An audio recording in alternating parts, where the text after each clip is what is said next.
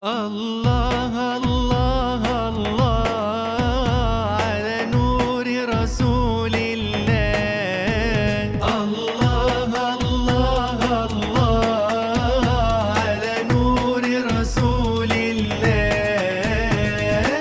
سيدنا النبي حنين سهل كده ولين. سيدنا النبي حنين سهل كده ولين. بين يا زين بين حسن رسول الله.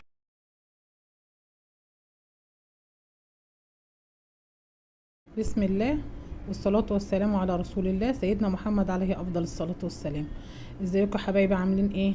النهاردة ان شاء الله هنعمل الممبار والطبق المشكل، يعني فشة وكبدة وممبار طبق المشكل. نعمله بطريقة ني في ني. ده الرز جبته حطيت عليه الطماطم في الخلاط وحطيت عليها الخضرة والتوابل كلها على البارد، على البارد من غير ما تحطها على النار. وبشرت بصل على قد ما تقدري، لان انتوا عارفين ان احنا صعايده بقى، البصل بيسكر الاكل زي ما قلنا. ونبتدي نحشي بقى الممبار ونكمل الباقي ونشوف نقول لحضراتكم. طبعا احنا بنحشي الممبار بالطريقه ديت، ان هو بحيث ان ما يبقاش مليان، لان لو اتملى زياده عن اللزوم بيفرقع. نحشي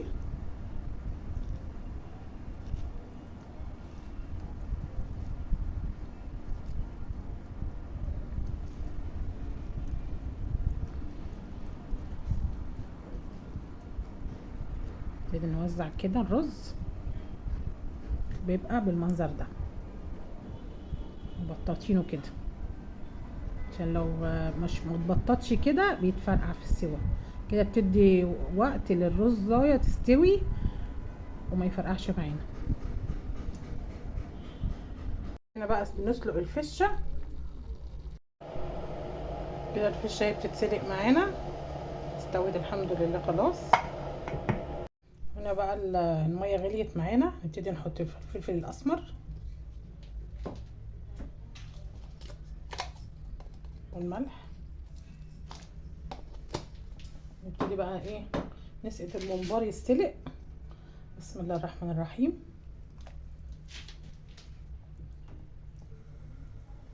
بسم الله ما شاء الله وبركة. بسم الله الرحمن الرحيم.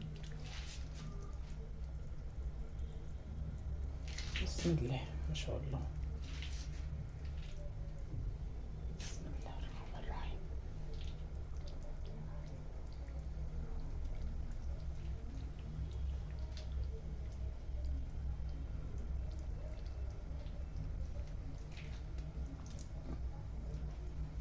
نحط الكمية كلها. طبعا قلنا احنا مبططينه عشان الرزايه تاخد وقتها في السوا وراحتها، اهو بالمنظر ده، ما يبقاش مكبوس عشان ما يفرقعش معانا. يا بركة بسم الله الرحمن الرحيم.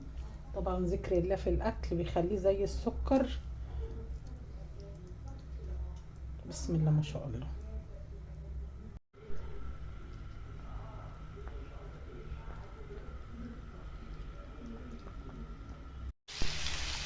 هتاخد لون بنقلبها على الناحية التانية.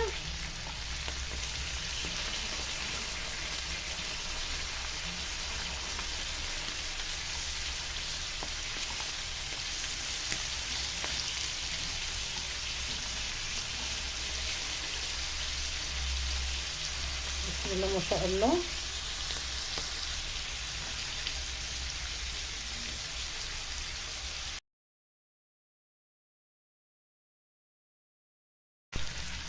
بنرش عليها ملح مبخر.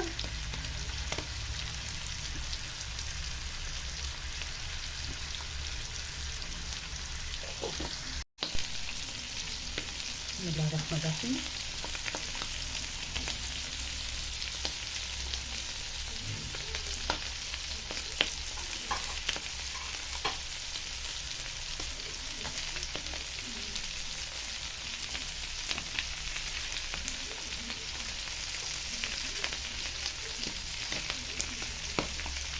بسم الله ما شاء الله.